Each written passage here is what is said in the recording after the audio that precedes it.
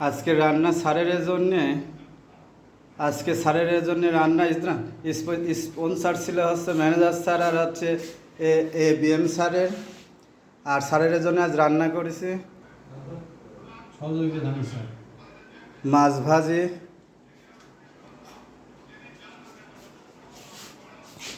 গরুর মাংস, সবজি, সালাদ, লেবু। এই হচ্ছে চিকন চাউলের ভাত।